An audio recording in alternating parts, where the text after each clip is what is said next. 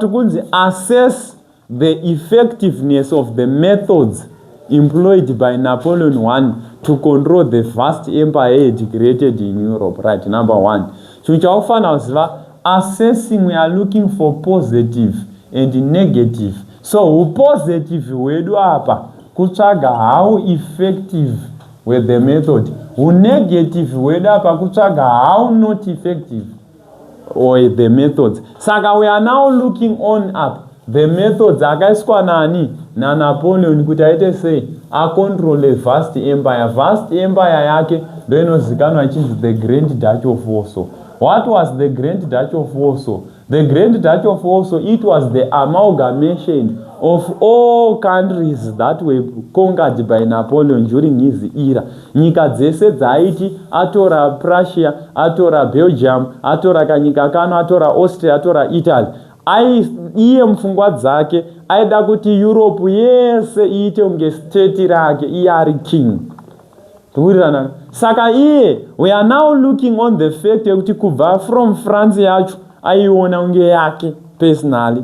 Onotora Holland, otora Belgium, otora nyika ino. Saka iye manje angauda kutsvaga ma strategies ekuti ndoita sei kuti ndi control empire yangu. Saka pari kunzi ma methods aishandisa Napoleon acho iwayo akanga ari good papi anga asiri good papi ndozvikubvunzwa. Some of the candidates are expected to review how effective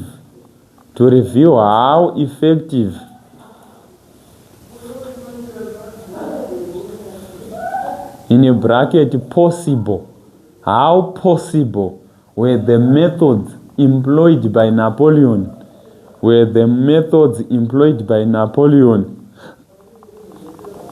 to control his vast empire.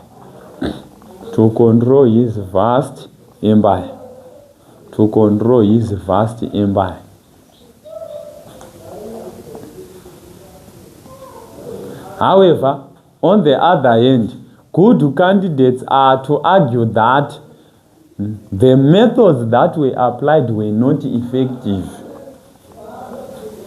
The methods which were applied by Napoleon were not effective.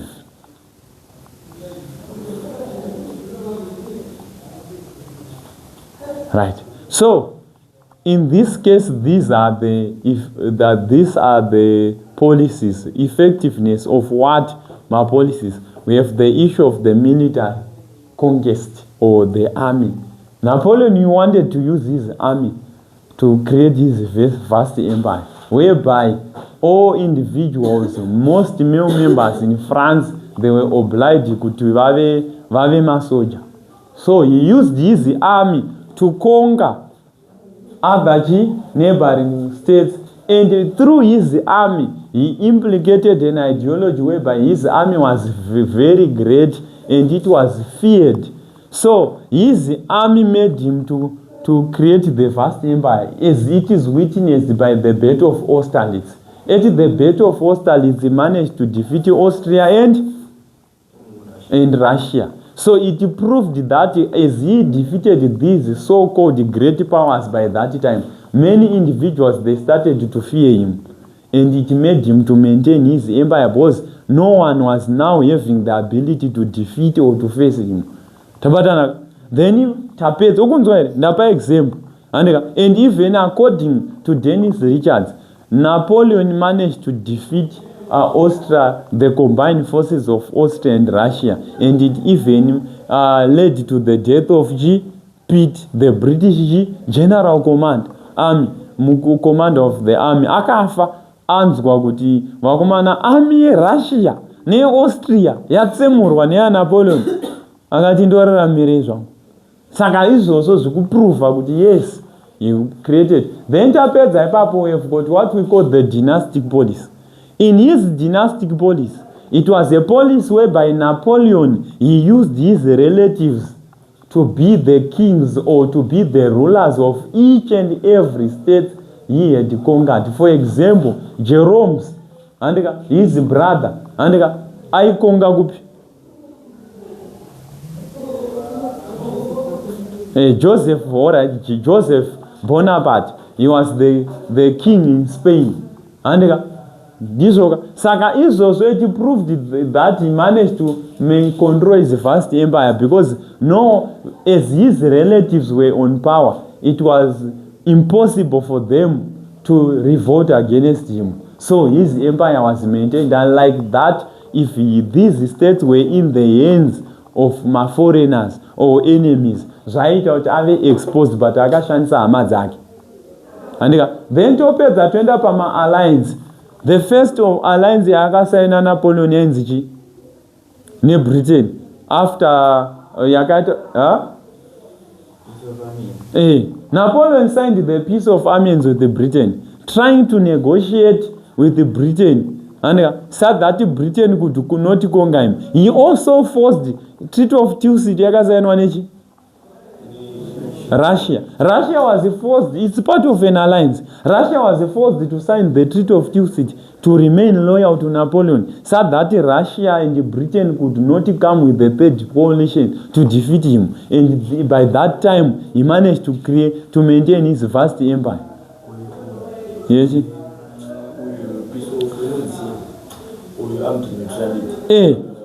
Armed neutrality. You can use the armed neutrality whereby Belgium, Holland, Sweden, and Denmark, they were forced to sign the armed neutrality, and it led to the dismantling of the second coalition. What was the second coalition? It was when Britain, Russia, Austria, and all these countries which I've mentioned, they wanted to gather up to defeat him. But because Sweden and Austria, they were defeated by science armed neutrality, vakabva zvatotadza kuti Napoleon adefeatwa vatonetsa.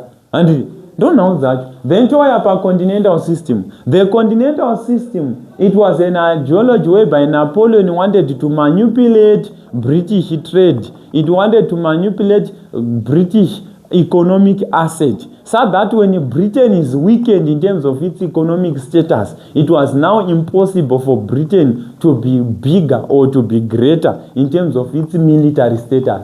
Because what made Britain to be great, it was the fact that it was financing itself, ichitenga ma-ammunition, ichikwanisa ku-equipa masoja ayo, nekutenga ma-ships. So Napoleon, by his mindset, he stipulated the continental system as a way to thwart the progress of the political issues of Britain. How? No patakati pakasainwa yanzichi? Ayewa. The Napoleon stipulated the Berlin Decrees. The Berlin Decrees of 1807 of 1806 to 7. And this was the Berlin Decrees stated that any country which was in the Grand Duchy of Warsaw was not allowed to trade with Britain. And if any British goods were caught, they were confiscated. Kukonfiscata kumatora mumapisa kana kumarasa. And from 1806 to 1807, this period weakened Britain economically. And as a result, zvakaita kuti Napoleon atoramba akamaintaina power yake. And zvakatoita futi kuti vasakwanise kumumukira, because anga atokonzeresa kuti progress yeBritain neyeRussia imbomira yekumuplanira kuti vomudefeata sei. Handika vakutorwisana nenyaya dzetrade.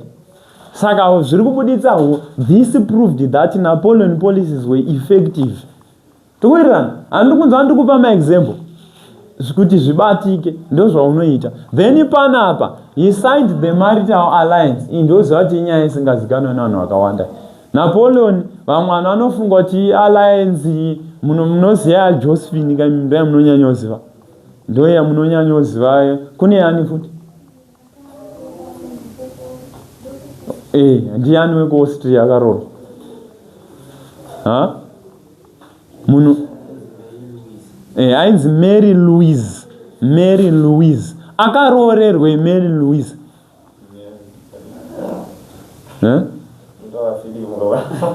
Akarorerwe ita vaudze.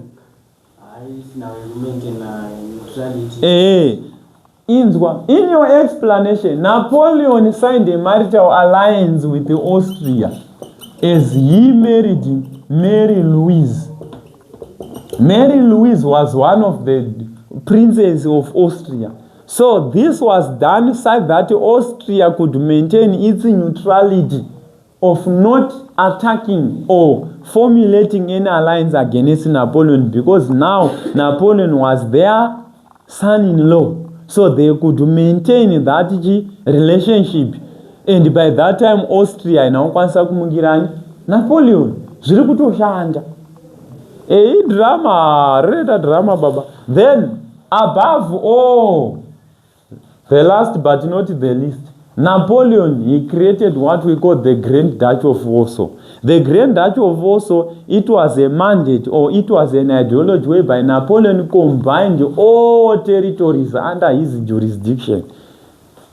So he combined all states under his rule, under the same constitution. So it made them easier to be, it made these states to consolidate the power of Napoleon. Why? Mapua one constitution, makongwa mese, sakamuri easy to control.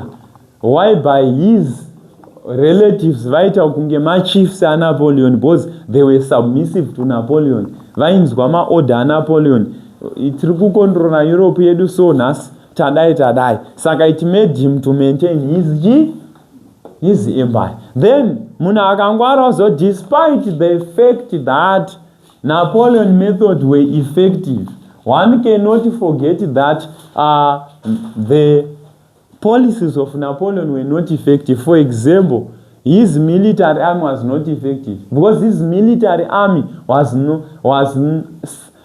defeated at the Battle of Jena. Why? Because they were not well prepared for the Great Winter of Russia. For the Moscow campaign. At the Moscow campaign, they were not well prepared for the Great Winter at the Moscow campaign. So, zvirikuradza kuti army yake haisi effective pakudi. They should have to know ma conditions eku Russia sema great soldier vasati vaenda kuti guys, ku Russia kunogona kungoita winter kunotonhora. Ngatingofambe tiri ready. If his army was effective, it was not going to be defeated by winter. By climate. They were defeated by climate. No vavafa. And toya panapa pa continental system. The continental system was a failure because at the end he failed to grip the economic asset of Britain. Britain responded with with the orders in council in 1807, and finally this made the continental system to collapse.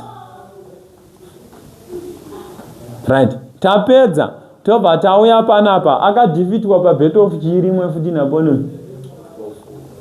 Battle of Trafalgar. At the Battle of Trafalgar akadefeatwa nei vamwe vanenge vasingazivi.